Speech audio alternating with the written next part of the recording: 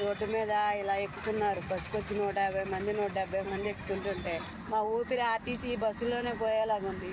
ఈ జనాలతో బస్సులో కొట్టుకోవడం, కండక్టర్ మీద తిరగబడ్డం, గొర్రెలాగా అరుకుతున్న పైకి ఎక్కకపోవడం ఏంటండి మాకు. ఇన్నరా అది ముచ్చట.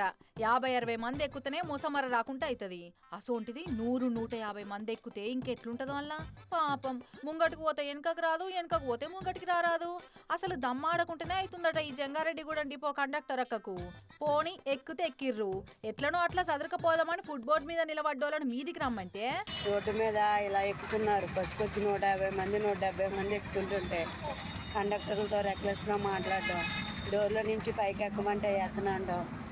ఎందుకంటే మా ఉద్యోగాలతో, మా ఊపిరితో, మా కుటుంబాలతో ఇలా ఆడుకుంటున్నారు. పాపం ఏం చేయాలనో ఎవరికి చెప్పుకోవాలనో తెలియక సెల్ఫీ వీడియో తీసి సోషల్ మీడియాలో పెట్టింది అక్క. కథం ఈ వీడియో మస్తు వైరల్ అయి డిపో మేనేజర్కి ఎరికైతే తెల్లారి డ్యూటీ వేయలేదట ఈ కండక్టర్ అక్కకు. మీదికెళ్ళి విచారణకు ఆదేశిచ్చిరట. అయినా ఏమన్నా కష్ట నష్టాలు ఉంటాయి పై అధికారులకు చెప్పుకోవాలి, మొర పెట్టుకోవాలి. కానీ ఇట్లా సెల్ఫీ వీడియోలు తీసి జనాలకు చెప్పుకుంటే ఎట్లక్క? ఉన్నమాట అంటే ఊళ్ళో ఉండనియరన్న సంగతి తెలియనట్టున్నది అక్కకు. ఇక ఈ అక్కకు డ్యూటీ వేయలేదన్న సంగతి సాటి కండక్టర్లకు ఎరికైతే ఆ వీడియోలో తప్పేమున్నది? ఎందుకు డ్యూటీ వేయలేదు, మాకేమైనా సరేనా అని సపోర్ట్ చేస్తున్నారట. మరి ఏం యాక్షన్ తీసుకుంటారో ఈ అక్క మీద గానీ గిట్లా ఉన్నట్టు బాధలు బయట పెట్టుడు అయితే బాగలేదక్క. అధికారులు ఎవరికి కూడా మేము చేసే సేవల పట్ల మీకు జాలి దయ లేదా? రోడ్డు మీద పాకివాడు కన్నా హీనంగా తయారైన మా ఉద్యోగాలు. ఇటు తెలంగాణ వికారాబాద్ జిల్లా పరిగి ఆర్టీసీ డిపోలో 30 ఆర్టీసీ బస్సుల సర్వీసులు బంద్ పెట్టి నిరసన చేస్తున్నారు ప్రైవేట్ బస్సుల డ్రైవర్లంతా.